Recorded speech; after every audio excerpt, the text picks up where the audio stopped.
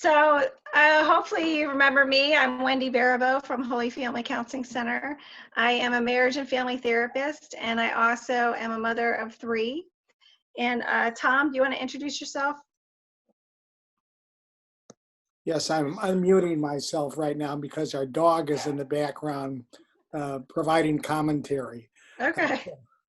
I may periodically have to do that, but my name's Dr. Tom Spudik. I'm a licensed psychologist. I've been licensed forever, actually.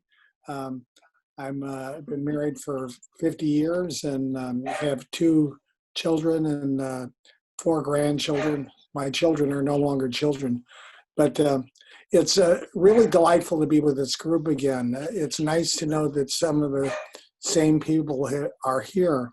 And that says to me that there's a real desire to learn. And I want to reassure all of you that as we talk, we are also learning. Being a better parent and a better person is a lifelong task. And so all of us hopefully will learn and hopefully have fun while we do it too. Mm-hmm. Great. So I'm going to talk today about stress management. And we want to talk about coping skills when we're kind of in the middle of a very stressful situation or a stressful day. We're also going to talk about the difference between good coping and bad coping. And then on top of that, I want to talk about prevention, because there are certain lifestyle things that we can do, some habits that we can develop to really prevent stress, but also the worst of the two would be anxiety. And,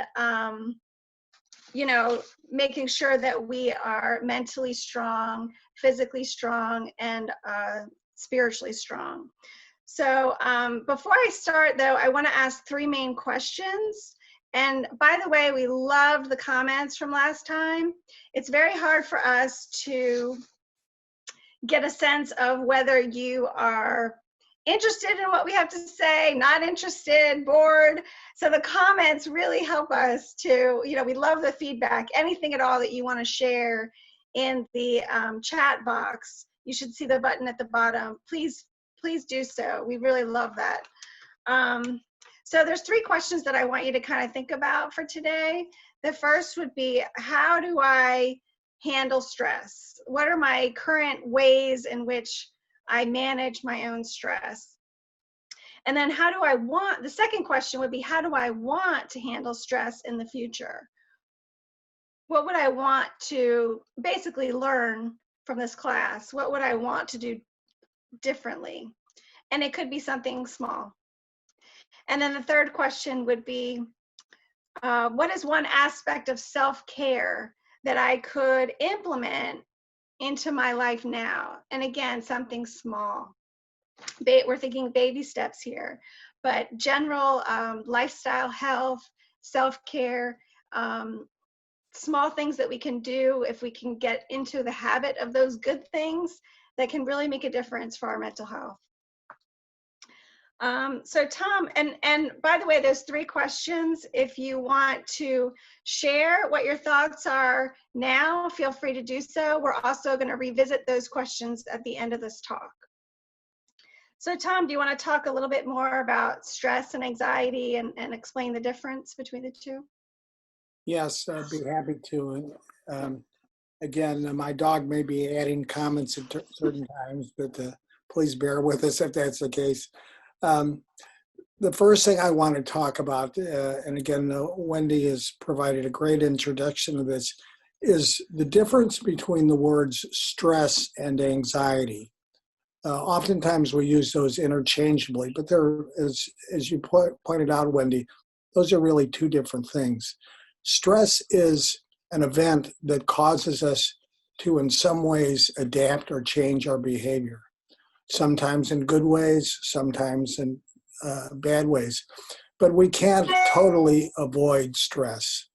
That is, if, for instance, as a parent, if my child is crying and the phone is ringing at the same time, and I'm trying to do another task, that's stress, and there's no way of getting around that. Anxiety, on the other hand, is oftentimes our response to the situation.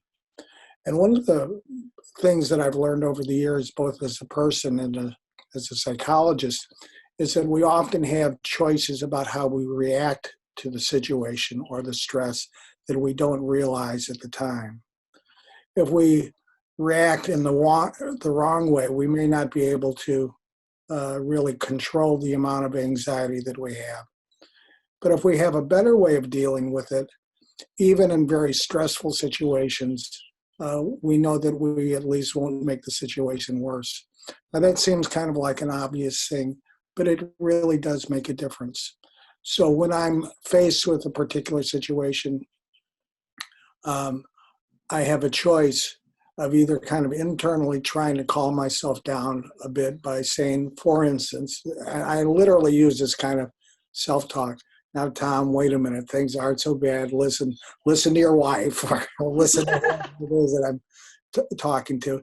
The bottom line is that we have a tendency either to overreact in our own heads in terms of anxiety, or to use more calming messages. It's okay, stay focused, one thing at a time, this thing will pass. So often we get into situations where we become anxious because we don't know the possible outcome. And we can literally, and again, I don't just say this as a professional, I can say from personal experience, I can really worry myself into a tizzy over things that never happen. So again, that's a distinction we'd like to make. Mm-hmm. Stress is really an event in our life that really may cause us to adapt or change, but that's different from how we react to that event. We can either react by making some choices that increase our anxiety or worry or fear, or we can make some choices that at least diminish the situation. It still doesn't take the stress away, but it kind of minimizes it. Mm-hmm. So I'm just thinking of some examples of that. If I'm ill, that's a stressor, and I can either spend time considering all the possible illnesses that I have, or I could take a temperature. I could consult with someone who knows something about health. I can keep monitoring myself, and I can go to the doctor. Same thing goes with taking care of a child. I think most of us as parents understandably get very worried about our children with the least kind of sickness. And there's kind of a fine line, in my opinion, there. We don't want to become overly anxious, but at the same time, we want to be attentive to what the needs are. So if a child has a temperature of, let's say, 99.5, 98.6, I think is normal, that's a little bit of a temperature. So it's something that I want to monitor. But on the other hand, I don't want to be getting overly worried about that. I just want to keep an eye on it. There's so many other areas in which the stresses that come into our lives either are ballooned and magnified, or we can kind of manage them and keep them in normal terms. So again, if anyone has any comments on that or questions about stresses or anxiety, and the difference, again, the stress being an event, anxiety is the emotion that we have related to that stress. And we can either increase it or decrease it. Try to keep that distinction in mind. I'm also going to talk a little bit about seeking when to seek professional help. Well, the first thing I would say is that life is tough. And so all of us have times where stresses and anxiety can be really difficult. So it's important, I think, and I think we've been pushing this in both sessions, to try to find some good, reliable people who really love us and care for us, but can be a wise voice or a calming voice when we need it. Could be a mother, it could be a father, it could be a friend, it could be someone at church. It could be someone through the Pregnancy Aid Center. But different people, we all need consultants. Sometimes people can think that it can show weakness to consult with others. I disagree. The times that I've been at the most confident has been the times when I've been able to say, I'm really not sure what to do. And again, I want to be careful about picking out my friends. I don't want someone who's going to be too critical or someone who's going to try to force me to do things. But if I have a good friend, a wise friend, just bouncing ideas off that person can be extremely helpful. So I would say the first thing to do with regard to knowing when to cope, how to deal with anxiety would be to surround yourself with people who have good, healthy lives, physically, emotionally, and spiritually. Now, that being said, there are also times that a person may want to talk to a professional counselor or a psychologist. And in those cases, again, I think it's important to find someone who responds to you with empathy and understanding, someone that you feel comfortable with. To tell you the truth, a big part of counseling is simply being with another person who seems to understand the world as you see it through your own eyes. And so finding a person with that ability to hear you, listen to you, not judge, but just provide support as you sort things out in your own mind is really important. Counseling is a very collaborative activity. By that, what I mean, it's not done either by the counselor by himself or the client by themselves, but it's an interaction. And just like there are certain people that would make a good dance partner, in some ways it's kind of analogous to that too. That's probably a bad example for me because my wife could tell you I'm not a good dance partner for anyone. But you get the idea, okay? That you want to find someone for whom the fit is right. Now, how do you know if it might be time to seek some actual professional help? Again, surround yourself with people that are wise, care about you, not about themselves, but you personally. Take their advice. But when there's a particular stressor or event that's in your life, or a particular mood or feeling or thought that's in your life, it's interfering with how you function. It really is slowing down to the point that it's difficult to get up in the morning, or it's difficult to take your mind off of what's going on if you're pressed by constant worry so that your sleep is disrupted, or let's say you might be prone to use alcohol more quickly, more often than usual, or things like that. Those things that interfere with essential parts of your life can be a clue that it's at least time to consider talking to someone professionally. But the first people, again, I would talk to would be those people in your life that could provide that service for free. Certain situations too, there are many faith-based and other groups that provide groups that have no charge. Again, with a child, that can be a real challenge in terms of getting babysitting or other things like that. But there's groups like Alcoholics Anonymous or Al-Anon or other groups that don't cost anything but provide great services to people. Again, I wouldn't just go out running for professional help at the first sign of some stress. But when you find that you're really getting to the point that you're not functioning the way you really believe that you should. It's impacting how you interact with others, how you feel. That's a good time to at least consider talking around and saying, okay, who could I confide in? If you're a member of the church, pastoral help is there typically. Now, for more serious things, I think this is especially important among younger people. I'm thinking especially like teenagers and school people, kids who are in high school.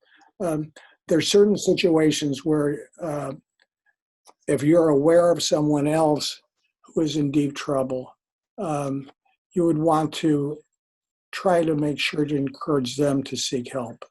And I say this because, again, among high school students, what I found over the years was that they form some wonderful friendships and oftentimes can be very good guides to each other, but on occasion can get in situations where they're a bit over their head because the situation is so serious that it could be life-threatening. And sometimes I think among high school kids, there's a reluctance to inform adults about it, even though some authority should get involved. But that's a rare event. Again, if you ever are in that situation, please use the context that you have to try to seek some professional help. That's about all that I have to say on that topic right now. But again, the big thing I'd want to bring back is the idea that we don't have to be a captive of our emotions. It takes time. Rome wasn't built in a day. So if I'm going to change how I react, it's not going to happen overnight. But little by little, I can move away from reacting poorly to stress to better and better reactions to stress. That's it. Yes, Wendy?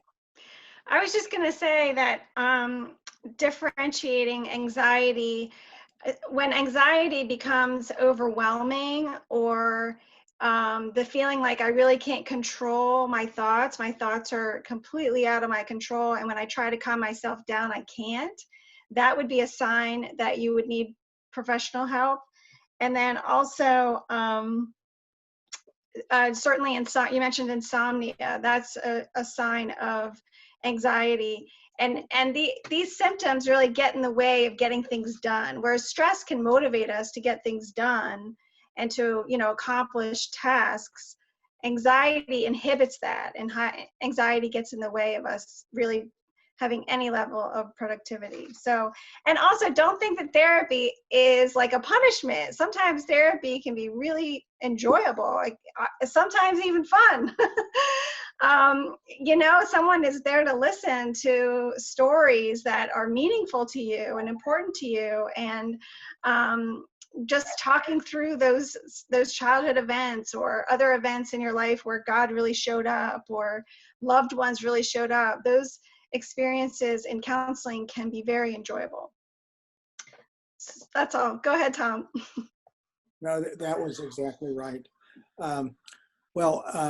I guess I'd like to pause right now, perhaps, and just ask the people on the call if there are any stressors in their life that they find it especially difficult to deal with, and whether they found any good ways to cope with that. And then perhaps while we're waiting for that, you might be able to talk a little bit about bad coping and good coping. Okay.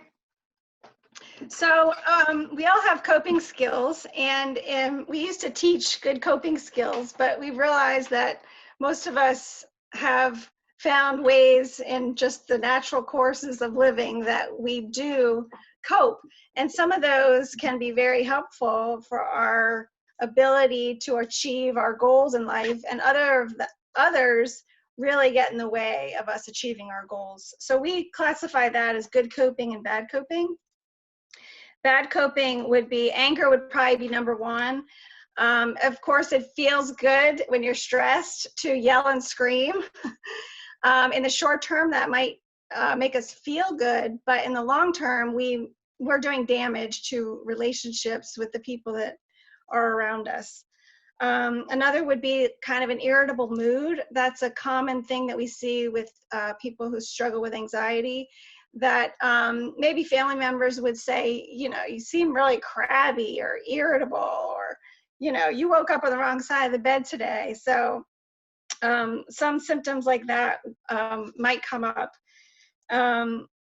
Also, we tend to isolate, and if we have a bad day at work, it's very natural to just want to escape everyone, escape everything, and just lock ourselves in a room. But having some interaction with other people, especially people that we know care for us, can really help. But isolation could hurt us if we're just constantly thinking about all these worries and all these worries. Probably the most common way people cope with stress is alcohol. And there's nothing wrong with alcohol in moderation, of course, but it's a bit ironic in that it does make us feel better in the short term, but in the long term, it can really contribute to more stress and certainly more anxiety. So we just have to be careful with that. There's always a hangover effect with alcohol, even, at small doses. We never want to get to the point where we feel like we need it to relieve stress, that's like the one thing that is the only thing that will relieve our stress. We always want to have other options as well, psychologically speaking. And then drinking too much would also take time away from us to really cognitively think about what is the problem and what are some of the problem solving things that I can do. And so really it takes away that good cognitive time. I hope that makes sense. Technology is another way that we tend to relieve stress. We bury ourselves in our phone. And of course, this is not necessarily a good thing or a bad thing. It depends on how we use it. So we want to make sure that if we do spend time in media, that we are intentionally seeking something that we know is going to make us feel better, instead of just mindlessly perhaps looking at social media where we really have no idea what's going to come at us. It could be something that is, soothing and calming, or it could be something that just amps us back up again. So when it comes to technology, my message there would just to be cautious about what we choose and when. Not everything is going to actually relieve stress, even though it might seem like a good distraction from all that stress. And then finally, I was just going to say eating. We all tend to eat a lot when we're stressed out. So it's just one thing to kind of be aware of. But I see some comments coming in. Yes, some excellent comments. Okay. Shauna, I've had a lot of stress lately getting over a long-term relationship. I have found talking to friends has helped me. Wow. Good for you. You must have some really good friends, good people in your life that care for you, that listen to you. And breakups can be hard, they can be emotional. So it's wonderful that you have people you can feel comfortable opening up to in that way. That's great. I'd just like to interject too that if you think back in your life, there's certain people that you just felt comfortable with because you knew that they were decent people that cared about you. Sometimes when we're trying to figure out how to react, how we ourselves should react to a situation, we might bring to mind the example that person brought. For instance, my mom was a very cheerful, bright person. And so even though I'm a male and deal with things in some ways differently than she would have, I often think of the cheerfulness and optimism that she was able to bring up. And sometimes I've used this in other contexts professionally. I've asked people to imagine being that person, that good person, and how they feel and how they think and how they act. And in certain situations, not in the situation itself, but in preparation for that, imagining how they would want to react by trying to imitate and be that person in their own mind. So seeking out good friends and using them as an example of how to deal with a difficult situation can be really a great thing, Shauna. So I really think you're on the right track. Yes, and Tavana says, yes, was on again, off again relationship, and he just wouldn't get it together. And I tend to react and cope with it in bad ways, anger issues. But I tend to react with anger because I didn't feel like some stuff that was going on. I didn't like stuff that was going on. It's weird to explain. I would react in a bad way because I want a good change to come out of the stuff that was going on. Basically, I wanted to help, but it was like he didn't want to change. I have a friend I talk to about stuff like that, and he gives me good advice and tends to tell me what I do that could be wrong. And also, it just helps in general. Basically, he doesn't beat around the bush when he gives me advice and doesn't sugarcoat anything. Wow, sounds like a good friend. It's not easy to do that in the world of friendships. It did not feel like it, it didn't feel like it looked that long when I typed it. That's cute.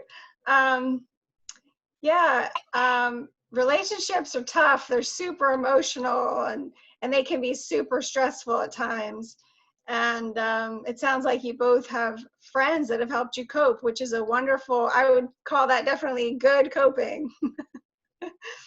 Yeah, those are, again, great comments.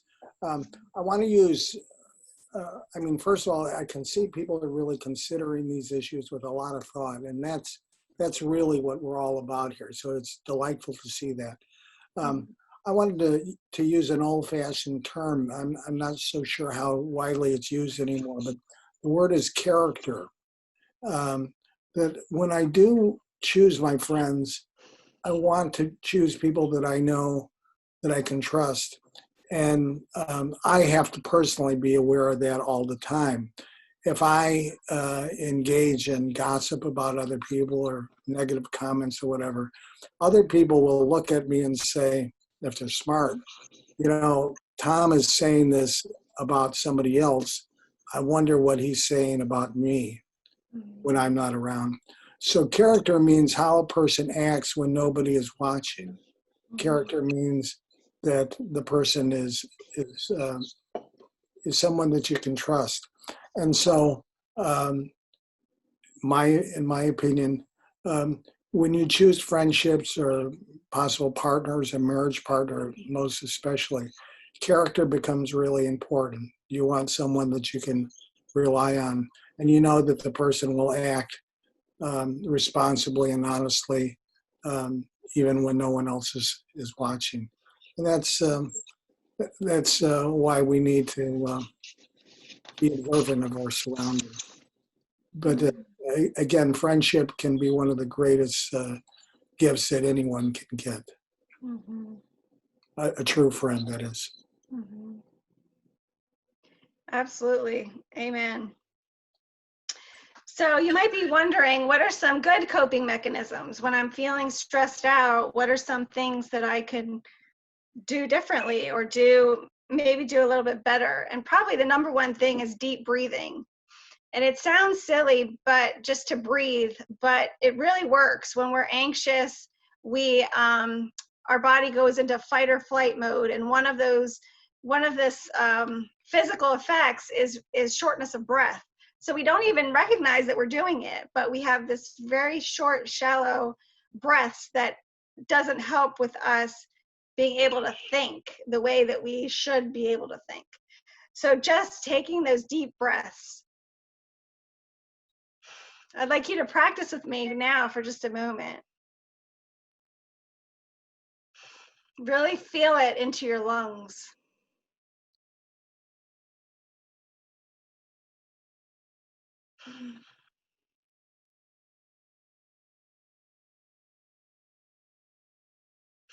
sometimes with clients, I invite them before they even start talking, I can see that they just need to breathe. And it makes it's a night and day difference with their ability to communicate. Also, engaging the five senses would be getting your mind into the present moment. And you may have heard a lot of people talk about the concept of mindfulness. It's about bringing your mind into the present and really recognizing the present moment as a gift. And sometimes a small thing can distract us and get us back to that place in a way that's really healthy. Because anxiety, remember, stress and anxiety is kind of a thinking about the future, but it's like a fear that something bad's going to happen in the future. So mindfulness says, here and now, right now is the only thing that matters. And I'm sure you've experienced this when you go to the beach and you're first taking those few steps out onto the sand and you feel the sand like kind of soft in between your toes, and you haven't felt that sensation in maybe a year, and it just feels so good, and you can feel the stress sort of like melting off of your body. It's like, whoa, it just feels so good. It's a stress release that is kind of signaled through our toes. So we want to think about that. Think about all five senses, our sense of touch, our vision. What are we looking at right now? What can we hear? What can we taste? What can we smell? Some people, when they're at work, they may have mints, or they may have a little toy like magnets or something like that they kind of fiddle with and play with their hands. And those little things help them to get back to the here and now, and really not worry so much about something to come. Another thing to do, let's say you're at work and your boss, this is just an example, that you kind of walk past your boss and you smile at her and she doesn't smile back. She sort of looks away in a very awkward kind of exchange. Your thinking could become, oh my gosh, what did I do wrong? Or, oh my gosh, I'm a terrible person. I'm a terrible employee. She must think I'm dumb. So all these things take a very innocent, small moment in time and make them a permanent, I'm such a bad person kind of catastrophe in our head. So we want to make sure that we keep temporary things temporary. So something like that, we could say, I wonder what's going on with my boss today. I wonder if there's something specific that I did that may have upset her. Or maybe I wonder if there's something that that I could do today in the here and now. So it's avoiding those big labels and kind of catastrophic thinking that sometimes goes into the ways we all interpret a simple interchange. Do we have a comment here?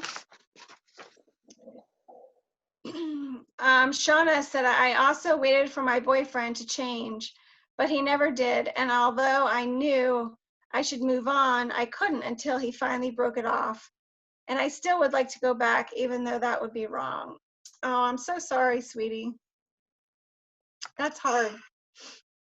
I'm sure that is very stressful. I just want to, we're getting an echo. I'm not sure where that's from. But I just wanted to interject that a mistake that we sometimes make is we will choose a person who is very good in many respects, but really has some work to do in certain areas of their life. And I think we often, in kind of the rush of love, come to the idea that we can change things that we may not be able to change in a person. And it's a hard thing to come to that realization, but I think it shows maturity when we can say, I appreciate this person for the good things about them, but I realize there are certain things that are not going to change. Again, that's where, to me, character comes in. If you know that a person is trustworthy, honest, devoted, compassionate, and private, the chances are in most public situations they will do that too. But if somebody is wounded, even if they want to be compassionate, they really may have to work on their own wounds before they're capable of being the person that you want them to be with you. So I'm just glad that you brought up that whole area about waiting for the boyfriend to change, but coming to the realization that in this case might not happen, and it's time to look for other ways to live your life in a happy way. Tavana added, same, except he would come back saying he would change and I would be dumb enough to accept him again. So yeah, that's hard. And you want to trust, you want to be a caring, loving person. It's very, it can be very wonderful to forgive people and to, you know, give out your heart a little bit, but it also can be extremely hard and, you know, heartbreaking and stressful. One thing I do in marriage counseling is a lot of couples are very good at telling the other what they don't like about the partner. And then when I ask them, you know, what do you want in the future to be different? What do you really want to see happening, you know, in this relationship? What do you want your partner to do? And that's hard. A lot of people don't necessarily know. So I would invite you to think about that. We tend, as we grow in our, you know, in our early 20s, our society says when you are independent, you've really achieved this wonderful thing. And independence certainly is a great thing. But when we're in a romantic relationship, there's a vulnerability there that sometimes the best thing we can do is just asking for help, reaching out for someone to help us, or being specific about what we really need from them. I agree, Wendy. And an affirmation of another person can really go a long way. And one of the things I've learned over the years, everybody gets in conflict, and that's just part of life. If both of you are the same, one of you is unnecessary. So, but affirming the other person not only is good for that person, but it's good for us, because it reminds us not just to look at the weaknesses in others, but the real strengths. In my opinion, if I affirm somebody, if I affirm my wife, it also has to be genuine. But there are a million things about her that are very admirable. And if I'm not affirming those things, over time that person may come to wonder if I really even see those good traits. So affirming the person, as you said, I think can be very helpful. Mm-hmm. Yeah. But so again, what you're emphasizing is there are things that we can do to help us cope with stressful situations better, starting with mindfulness and just taking a few deep breaths, which can really be calming. Whatever happens with our breathing typically translates into calmness or anxiety, depending on how we're breathing. Realizing that a situation that we think is going to last forever probably will not last forever. Mm-hmm. And having the courage to just ask for some help when you need it. And every one of us needs it at one point or another, whether we realize it or not. Mm-hmm. Yeah. And then you had some other points, I think, that you were going to make.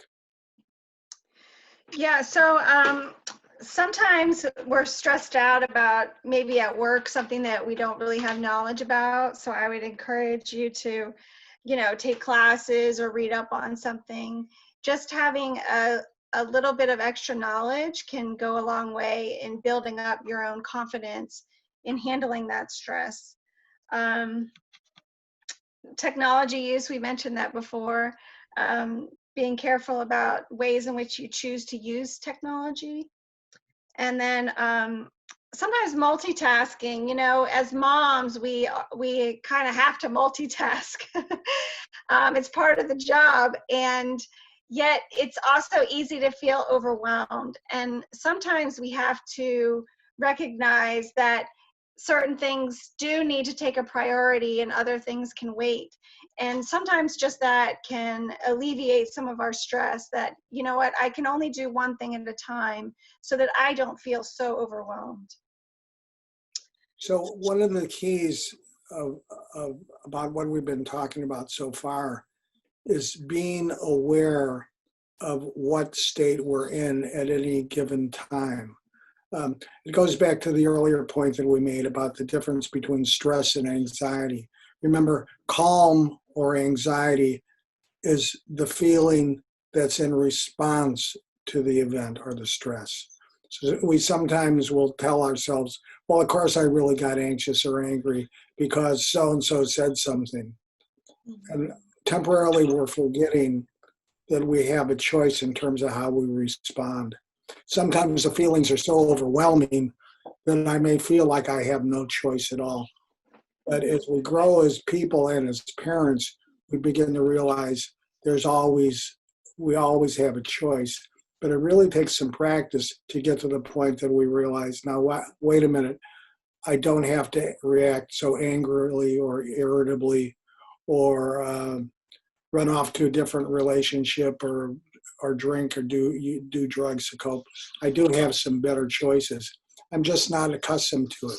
But if I could learn to act the way I have up until now, I can also learn a different way. One other point I wanted to make too.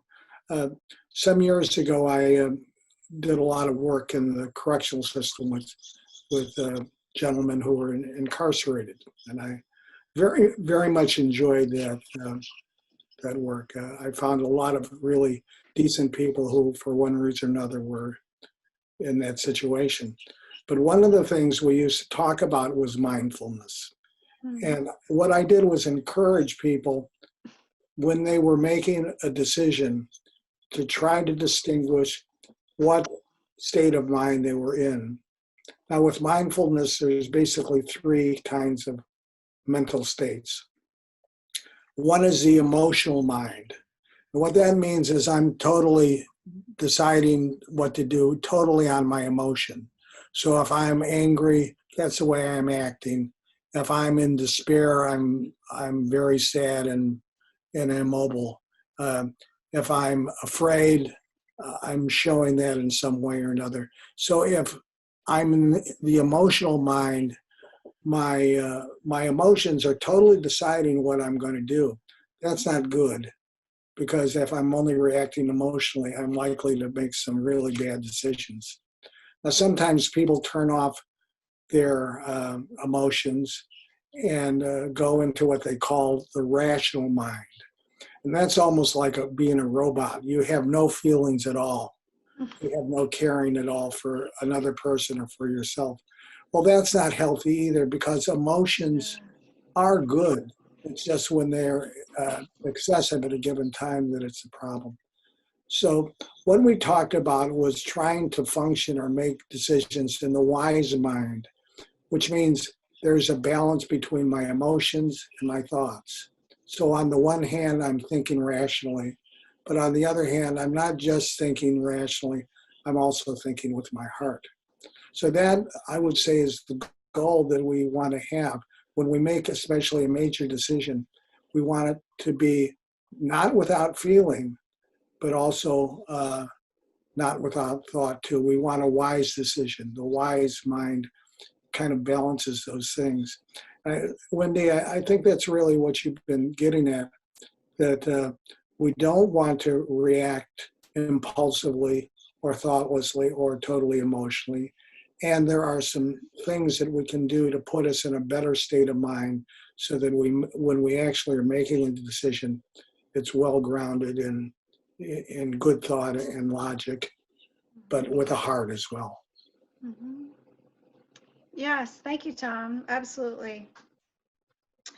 So, a lot of people ask us about prevention, like what could I do to prevent mental illness entirely? No one wants to experience depression or anxiety or anything like that. And so we talk a lot about bringing our life into balance, and certainly a balance between work and home life, but also just taking good care of ourselves in terms of our mind, our body, and our spirit. And so one thing would be to really prevent anxiety would be looking at the physical body and just taking good care of it. That would include diet, cooking and eating well. Decaffeinated decaffeinated tea is a really good substitute for coffee, which can contribute to anxiety, anything with caffeine. And then also, some people like tea as a substitute for alcohol. They really like happy hour, but they don't necessarily need the alcohol. They just want that time to say, I'm on break right now. I just need a moment, to sip my tea and to, get off my feet for a moment. And that can be a really good substitute. Also, when you think about food, some people keep a journal of what they're consuming. And, being pregnant, that might be a good idea as well. It just helps us to make, good choices. When we think of physical exercise, going for walks can be very stress relieving, as well as yoga. Yoga has a lot to do with deep breathing, stretching our muscles, and the research on yoga has been really good in terms of, a great way to relieve stress. Taking care of our body means sleep, and sleep is hard sometimes when we're stressed. We feel like we have to stay up late, we have to get things done, or we can't sleep because our mind is going on. But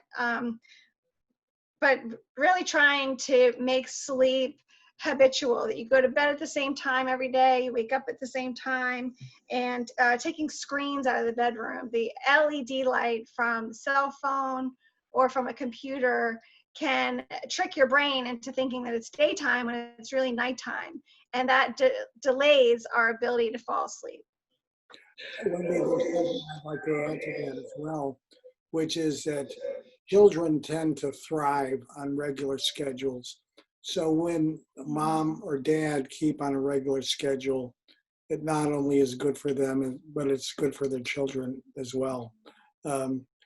Kids, an example of that too, I think of reading the stories. Oftentimes when you have a 3 or 4 or 5-year-old, they'll want to read the same story over and over and over. And as adults, we wonder why on earth is it? But it's something predictable that is comfortable, that comforts them. They know what's going to happen at a certain time, and they're not anxious. So keeping to a good, healthy schedule yourself can really be helpful with your child too, in keeping them on a regular schedule. Yeah, absolutely. Also, hydration is important. It's easy to forget to drink water, but it's so important for our mind, our mental health. You want to think about medications. There's a lot of medications out there that are very commonly prescribed, but the side effects, there's a lot of medications where anxiety is listed as one of the side effects. So if you're experiencing some unusual mind racing thoughts, worries, and fears, and you're taking some medication, that might be something to talk to your doctor about, just to be aware of. Tom, when you think about like prevention and taking really good care of yourself and taking good care of your mind, what would be some things, psychologically speaking, that we could do sort of in advance of feeling that overwhelm? Well, I do think that having a regular schedule is one place to start. And it's really important to keep a balance between our bodies, our minds, and the other aspects of our life. I would say, now there's certain times in life that you don't have a lot of time. As a new mother, uh, the center of your world becomes the child, and it's very difficult to kind of to provide time for yourself to recuperate. But people still really need to do that and take advantage of that. I think back myself when I was in school, and we had two children when I was in graduate school, and I was not available for my wife a lot of the time because I was off studying and we were away from family. But nonetheless, there were occasions when people would volunteer to take care of the children so that my wife and I could go out and do things together.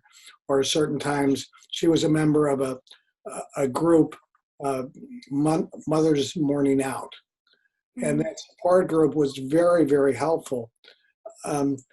Remember, just because we have children does not mean that we don't still need to address our basic needs. So biological needs, to find some way to get some movement and eat properly and get some sleep. Finding some way to talk to friends, even on the phone or even by Zoom or FaceTime or whatever. Finding some time when you find the opportunity to socialize. Trying to keep some kind of balance in life, I think, is important. I would also say, again, I'm sure that the folks here may have different religious backgrounds, but whatever faith that you come from, prayer can be really, really helpful.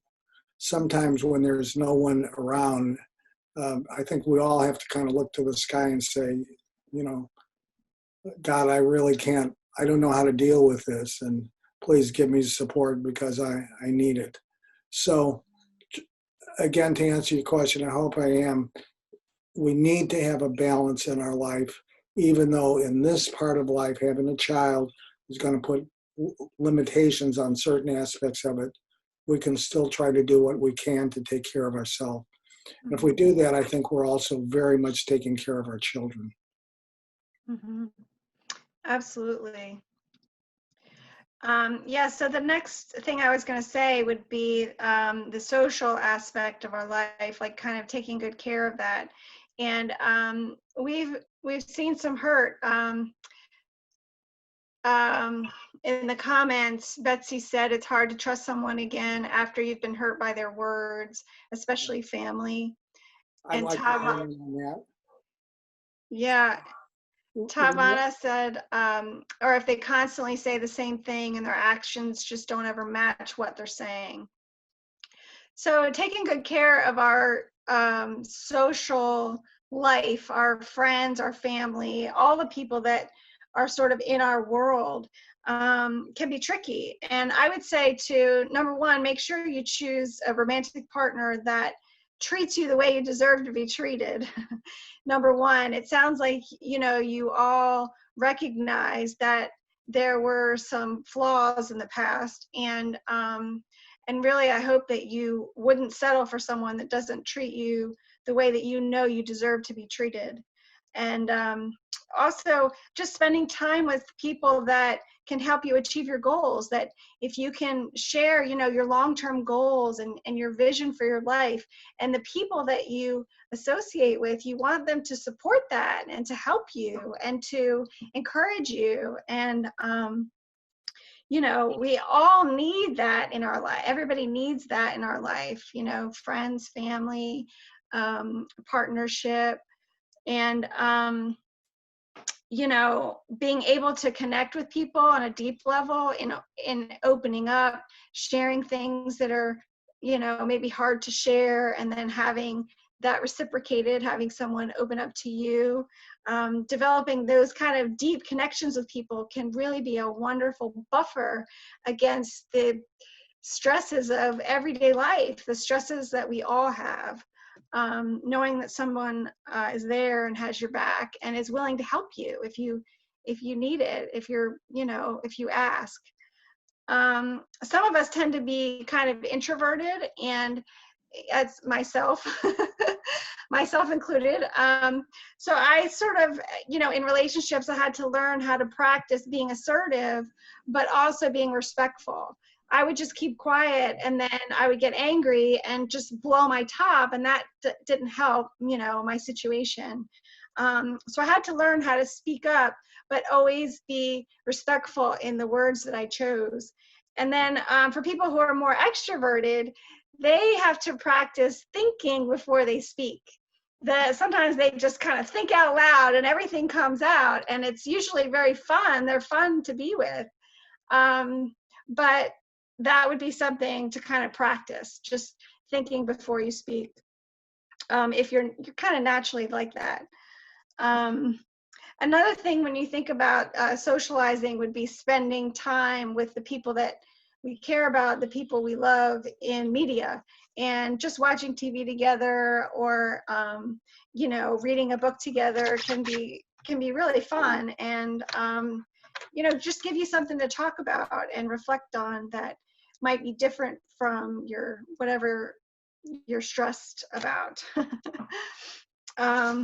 In the world of coronavirus, we've been playing board games with our kids, and they fight me on it. They're like, no, I don't want to play that game. That's boring. But once they get into it, they really get into it. And it's kind of fun to see their personalities come out a little bit. And, we all kind of joke around. I've gotten to enjoy that time. So, I'll move on to the next, which would be cultural. And so our relationships with our friends and our relationship with cultures a lot of times goes together, that our friends are all very much influenced by the culture, as are we. And this can be good ways and bad ways. I think some of the best things about our culture are some of the cultural events that we care about.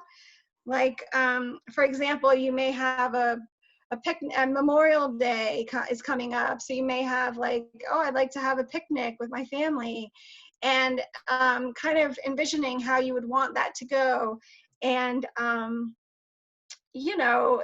bringing into that any ethnic culture, any religious culture, anything that maybe you remember as a childhood doing that was really fun, when, okay, it's the start of summer, and this is kind of like spring is in the air and things are sort of reborn again, that we can celebrate those cultural events in ways that are meaningful to us. It gives us something to look forward to.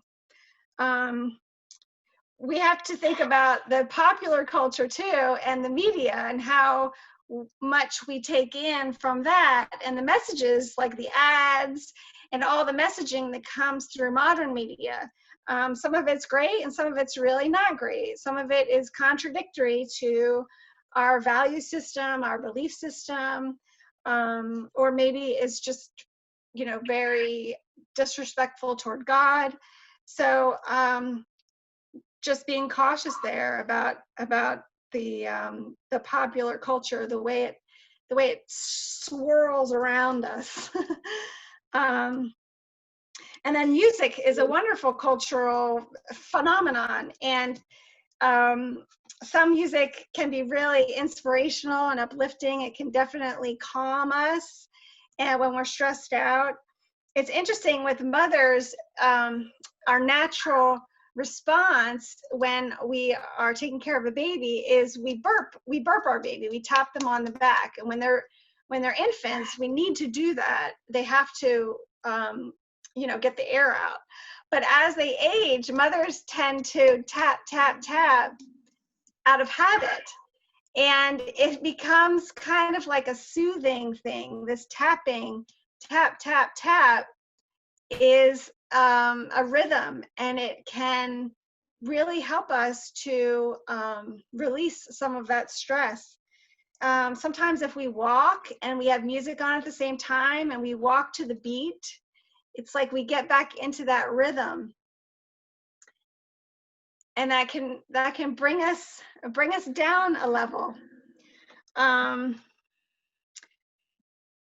And then also, I just wanted to add is the spiritual part of self-care, and that would be taking care of your relationship with God, really developing a relationship with Him. There's so much in the Christian faith that talks about anxiety and fear, and some of those scriptures, when we dive into them, they can really help us to see that we're not alone, that we're not the only ones that feel this way and experience these emotions. And the disciples cried out to God many, many, many, many times, and we can relate. It helps us to sort of separate a little bit, that we can kind of look at ourselves the way that God might look at us, and then our problems kind of have a little bit of a different perspective. That maybe if God saw my specific stress, that He might not sense it in the same huge intensity that is going on inside my head right now. And just allowing myself to think about God's perspective can be really healing. I love the Serenity Prayer. I think it fits so well with anxiety. You've probably heard it many times, but I'm going to repeat it again because it's just good.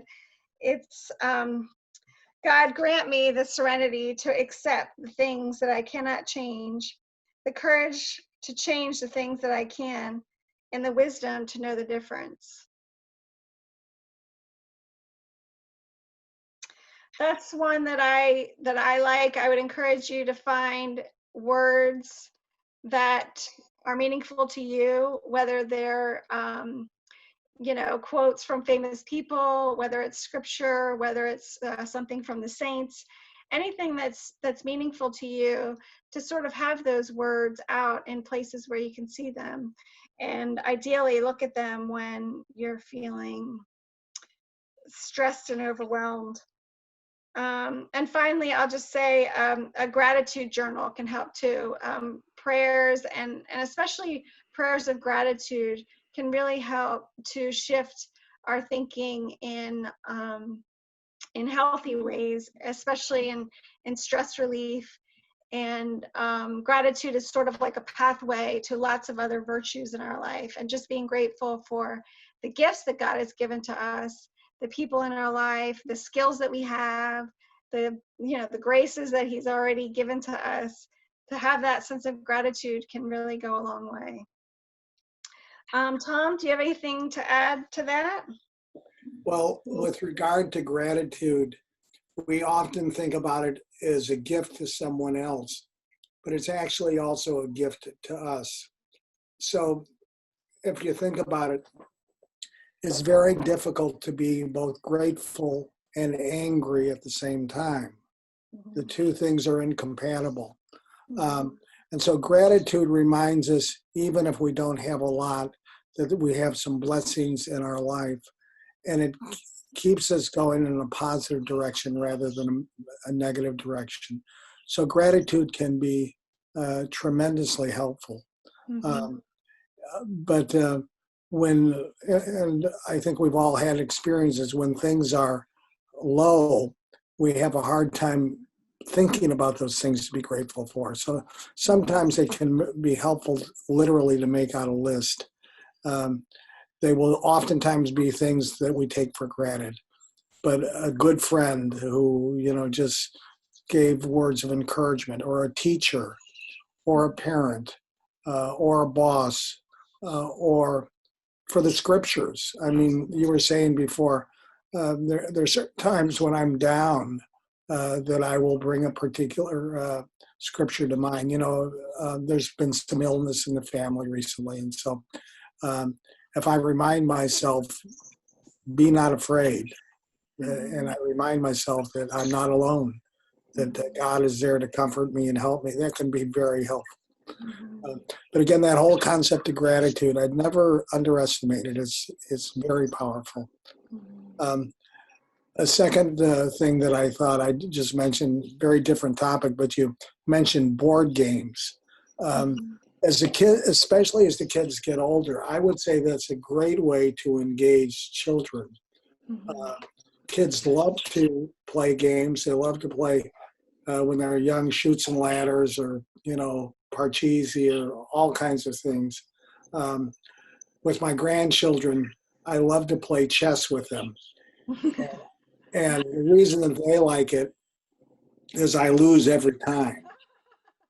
Now, some of the chess moves that they make are totally bizarre. You can only move in one direction at a time, but they'll make like a Z move on the chessboard.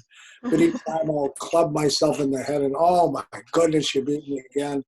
But board games can be a great way to relate to kids. And what happens oftentimes is when you're just playing those games, little conversations come out. Things that would not have been mentioned otherwise begin to be discussed. So board games can be a very helpful thing. So we went from gratitude to board games. It's all good. Yeah. It looks like we've got some other comments there too. Yes. Betsy mentioned boundaries is one. That's one of the only things that have helped me with family. Yeah, sometimes we have to say no to our family, and that's the most loving, caring, thoughtful thing we could possibly do.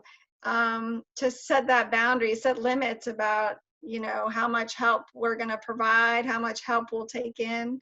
And, that can be extremely difficult. Yeah, especially with, with our own parent. As we become adults, we have adult parents, and sometimes we have to set those boundaries, or else we're just giving up too much control over our lives. Wendy, I would say it also relates to one of the other comments about trust. The way that I look at trust is that it's in degrees. There are people with whom I am total strangers, and I may share some, but the closer the person is, the more likely I am to confide personal things. If my trust has been betrayed, I want to be careful in setting boundaries. It doesn't mean that I don't trust that person at all, but I'm more careful in terms of what I say or don't say. And in some cases, the boundary might actually lead to limits in terms of how often we talk or when we talk, or if we do talk at all. But I think that's important to keep in mind. Trust is something that once lost is earned back. And so we don't want to be cruel or mean to people because they've hurt us, because let's face it, everyone makes a mistake. We should not just be jumping back in to totally trust that person. Again, we may need to put a boundary and just a limit in terms of what's said, how much interaction we have with them. Yes, absolutely. As a parent, I can assure you that, there's going to be moments where you do feel overwhelmed, that you feel like you just don't have enough hands, or you don't have enough hours of the day. There's certain moments in parenting that are very stressful, because parenting is demanding. It's hard. And if you have thoughts in your mind that, you're not cutting it, you're not doing a good job, you're not, capable, that is very normal, but these are the tricks that the brain plays on us. And everything that pops into our head is not true. It is not something that we have to trust. We want to trust in our capacity to think, both during times of emotion and also times when we're not emotional at all, but we're very thoughtful and intentional about what we're thinking, and really, where we want to be, what our goals are, and how to get there.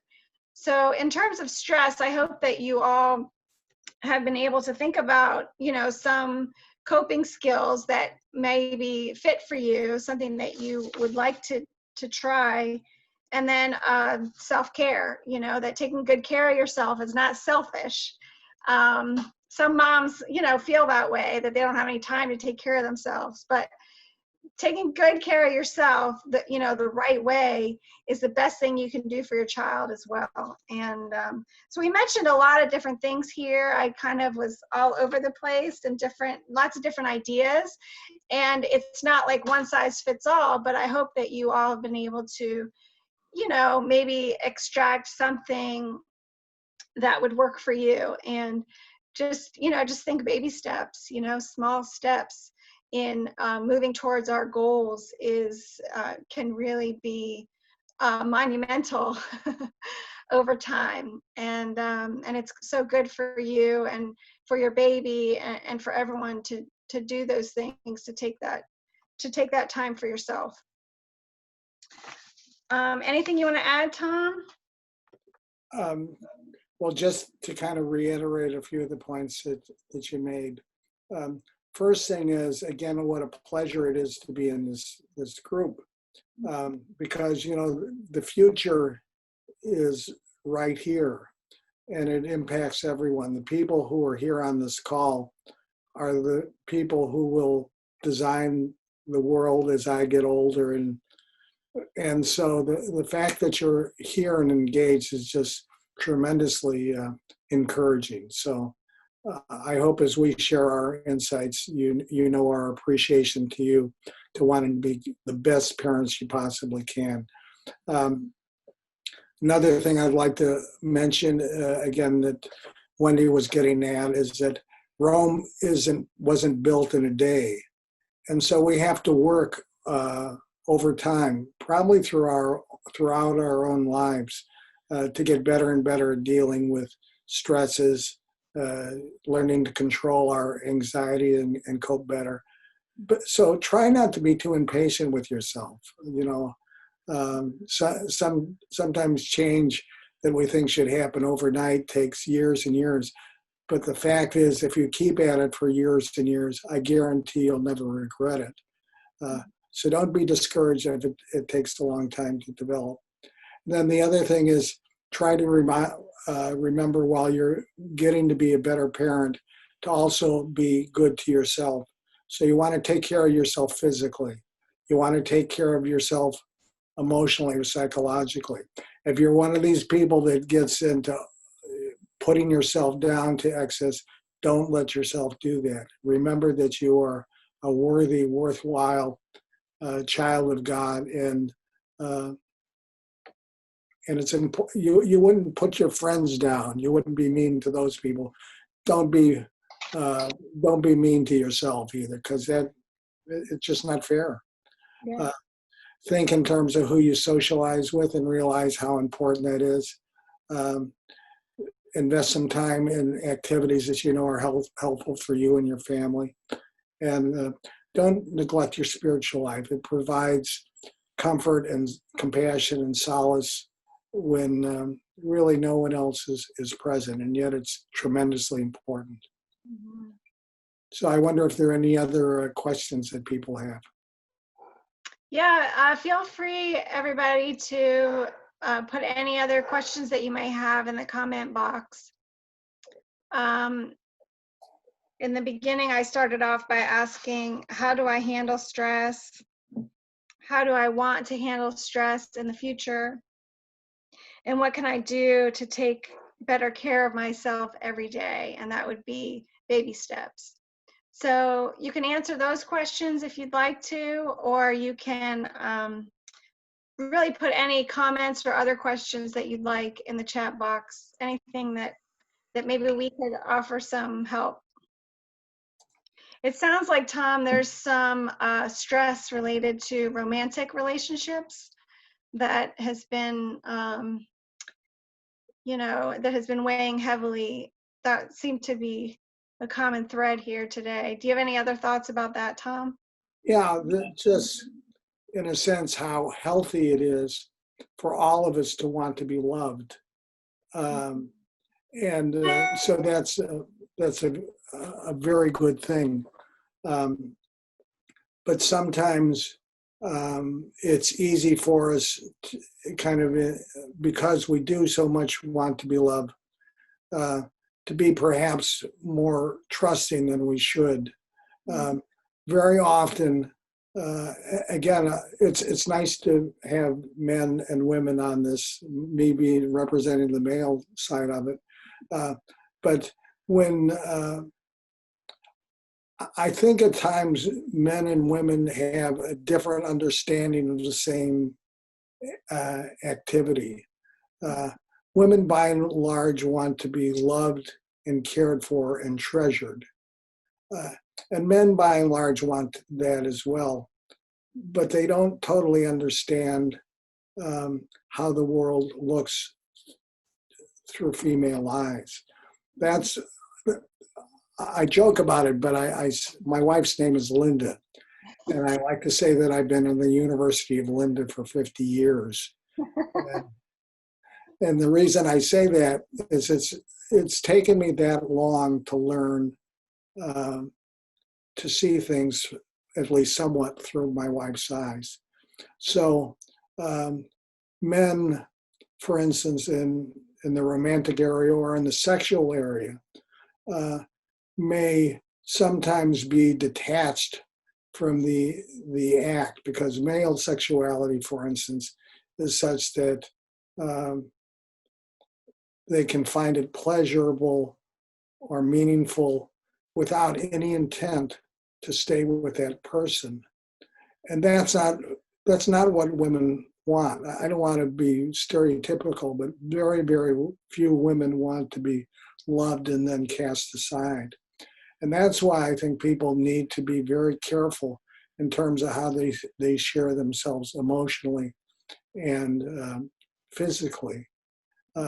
Because all you have to do is be hurt in that way once, and it could really put a cloud over your relationship with everyone else. So